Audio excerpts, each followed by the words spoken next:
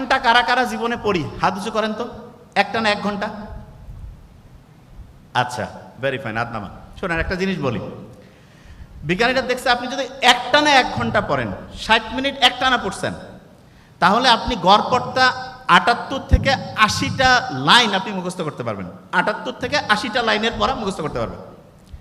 আপনারই এক বন্ধু, সে করছে কি, 10 মিনিট পড়ছে, 27টা লাইন পড়া মাথায় আনছে, 5 মিনিট রেস্ট।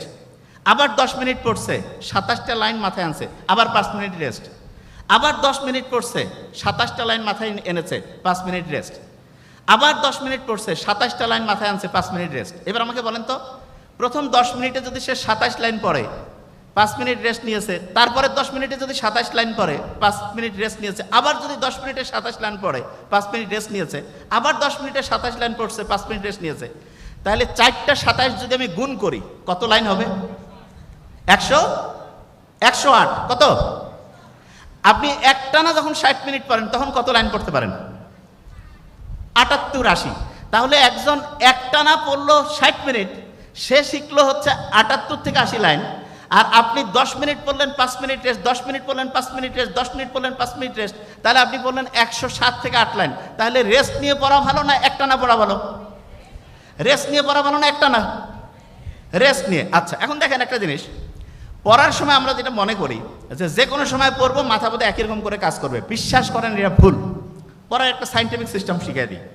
ধরেন আপনি যে কোনো একটা চ্যাপ্টার পড়বেন, যে কোনো একটা চ্যাপ্টার, আমি কিন্তু এক্সাম্পল দিয়ে এখনই পড়াবো, যে কোনো একটা বিষয় নিয়ে আমাদের আলোচনার মধ্যে নিয়ে আসবো।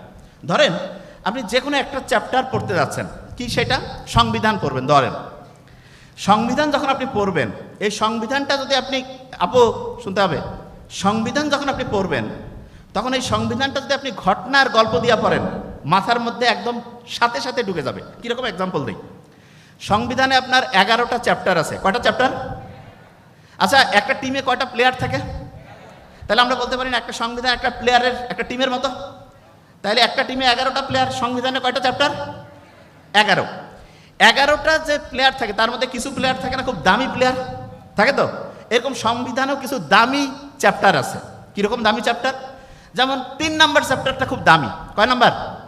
3 নাম্বার। কেন? কারণ 3 নাম্বার চ্যাপ্টারে মানুষের যে মৌলিক অধিকার সেটা নিয়ে বলছে, মৌলিক অধিকার। এখন মৌলিক অধিকারের মধ্যে সবচেয়ে দামি একটা, আমরা যারা এখানে আছি প্রত্যেকে সমান সমান থাকতে চাই না? আইনের দৃষ্টিতে সবাই সমান। আচ্ছা, আপনি আমাকে বলেন তো, আমরা যে যারা মুহাম্মদ সাল্লাল্লাহু আলাইহি ওয়াসাল্লামের উম্মত, বাঁচবো তো ধরেন 100 বছর, 80 বছর। আগেকার সময় নূহ আলাইহিস সালাম, আদম আলাইহিস সালাম, ওই সময় মানুষজন বাঁচত 800,000 বছর। ওরা যত ইবাদত করবে, আমরা যদি তাদের সমান সমান হইতে চাই, তাহলে এমন একটা সিস্টেম লাগবে না যাতে করে আল্লাহর রহমতে আমরা একদিনে বেশি পরিমাণ ইবাদত করতে পারি? এই জিনিসটার জন্য আল্লাহ রোজার মাসে একটা স্পেশাল রাত রাখছে। ওইটা কত রাত, কত রোজা? 27। আপনি সংবিধান খুলেন, দেখবেন যে আইনের দৃষ্টিতে সবাই সমান, এটা 27 নম্বরে আছে। কততে? 27। বলেন না আমার সাথে, 27। আচ্ছা, এবার দেখেন, স্বাধীনভাবে চলাফেরা করতে চান না? আচ্ছা, ঢাকায় যে জ্যাম, স্বাধীনভাবে চলতে চাইলে একদম উপর দিয়ে মাঠ পার হয়ে যাওয়া লাগবে না আকাশে? ক্রিকেট খেলায় যদি আপনি উপর দিয়ে একদম ডাইরেক্ট একটা বল ছক্কা মারেন, 6টা বলে যদি ছক্কা মারেন, কত রান হবে? 36। আপনি দেখেন 36 নাম্বার যে অনুচ্ছেদ, স্বাধীনভাবে চলাফেরার সুবিধা আছে। স্বাধীনভাবে হচ্ছে মানুষের যে চলাফেরার স্বাধীনতা, এটা 36 নাম্বার অনুচ্ছেদ আছে। বুঝতেছেন আমার কথা আমি কি বলতেছি? আচ্ছা, এবার আমি আপনাকে একটা জিনিস বলি।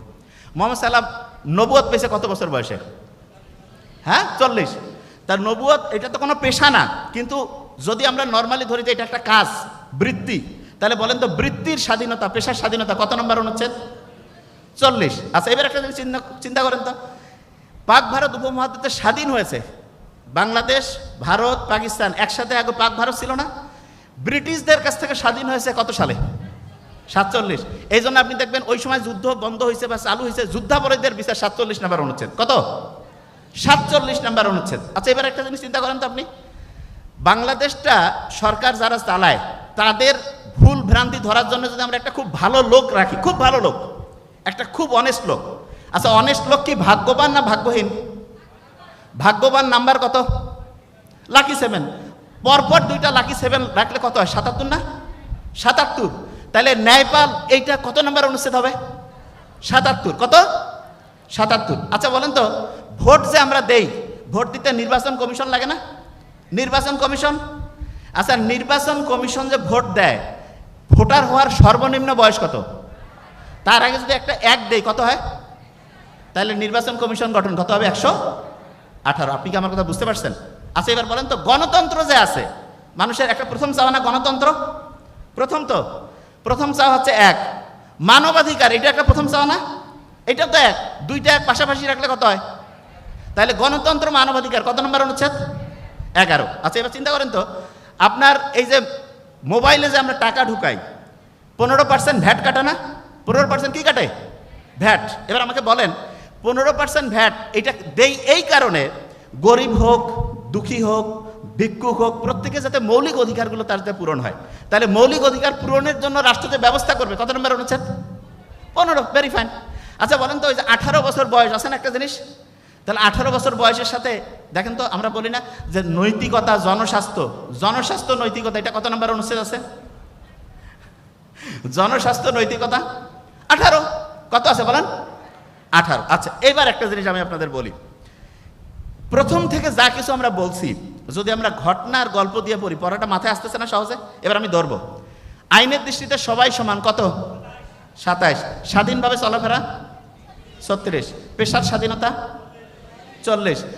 এই যে যুদ্ধাপরাধীদের বিচার 47। এবার যদি আমি বলি হচ্ছে ন্যায়পাল 77। নির্বাচন কমিশন গঠন 118।